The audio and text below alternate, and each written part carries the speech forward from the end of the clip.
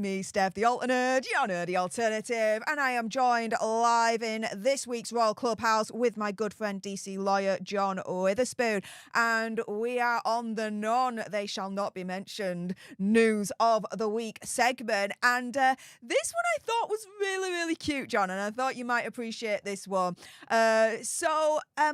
Some secrets of our late Queen Elizabeth II is starting to slowly trickle out since she unfortunately passed away now a couple of years ago. And here, if you remember in the Olympics for the UK when we hosted it, I think it was like back in 2012 or something like that, Queen Elizabeth had this whole kind of part with Paddington Bear, tea and the marmalade, and then she jumps out of the helicopter and she lands in the stadium and she's there and it's like everyone's going nuts and mad and she's there with 007.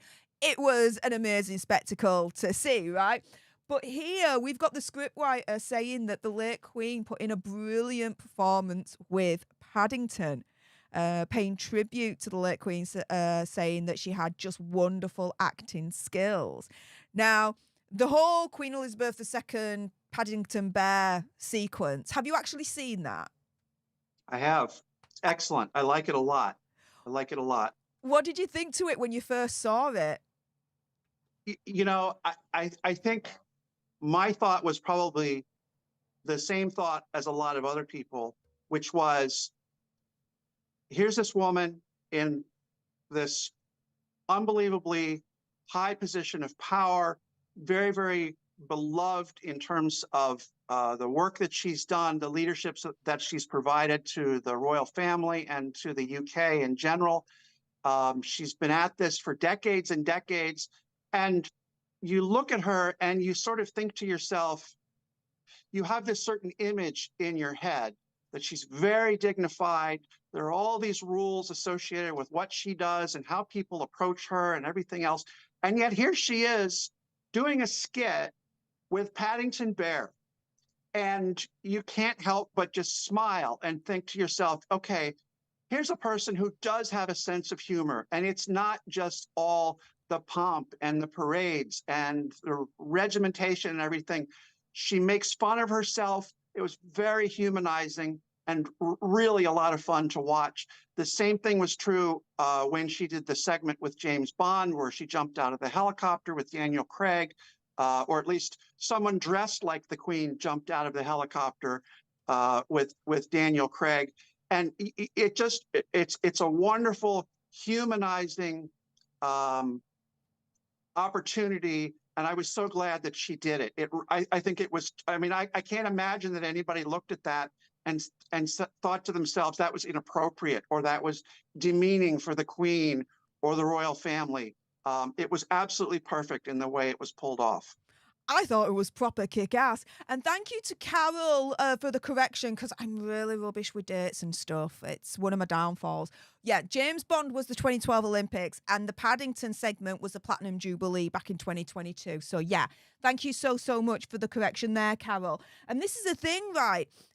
For someone in their 90s, getting to grips with modern technology to be able to film this is outstanding even of itself. As the article here from the Telegraph explains, the task wasn't an easy one for the Queen to do anyway, because she was required to address a blank space in front of her, which then the computer-generated image of Paddington would later then be superimposed into the whole kind of bit.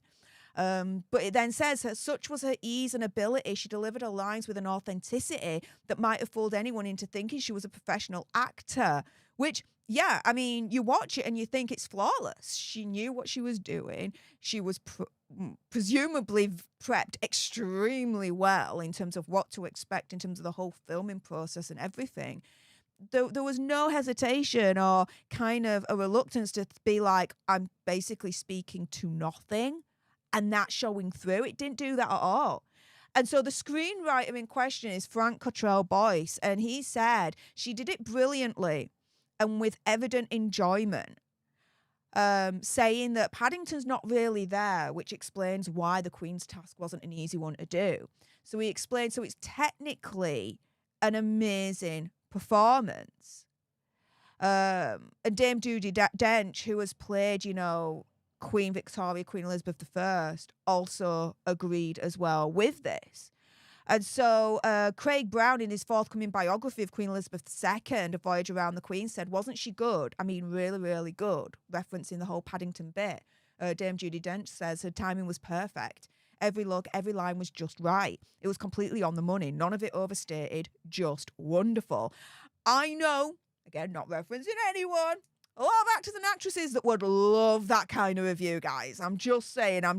Queen Elizabeth II schooled a lot of actors, actresses, and up-and-comers in the craft to be like, this is how you do it. Yeah, there you go. But I mean, overall, it's just so wonderful to see. And the whole kind of legacy of Queen Elizabeth II and Paddington Bear actually lives on, because I was down in London a couple of weeks back, and you go to the royal shops and there's like sections for Paddington Bear now. It's really, really cute and wonderful to see. I mean, I remember when I was younger, I had a Paddington Bear water bottle. And I used to go to sleep with it every single night without fail. And it was warm and it was nice. And so I've got like my own kind of childhood fond memories of Paddington Bear. Do you have any childhood memories of Paddington Bear? Did you grow up a little bit with him, or? You know, Paddington was not as big a character in the United States when I was growing up.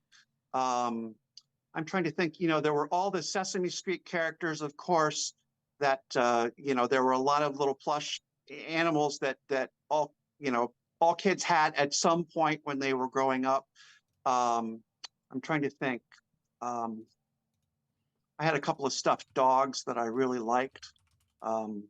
You know, I think it just depends where you are in the world, what kind of characters are available to your parents to, you know, to gift you on your birthday or for Christmas or whenever it is. And I don't think at that point Paddington had really risen to the level of prominence that he did later on. Well, better late than never. On that bombshell, guys, those that are watching live, stay exactly where you are. We are not done with you yet. But those that are watching on the replay, if you loved what was coming out of John's gob, and of course you did, because his logic is as ever undeniable, then do make sure you follow him on Instagram at WitherspoonDC. It's the only place you're able to contact him. He can't guarantee to answer all your questions, but if you ever want to ask him something, this is the place basically to do it, guys. And if you appreciated this particular segment, and of course you did, because we're talking about Queen Elizabeth II, did I? Then make sure you subscribe to join our alternate tribe, like, share, comment, all of that good stuff. Again, those watching live, stay exactly where you are. We are not done with you yet. But those watching on the replay, here are some videos that you may want to clickety-click, clickety-click.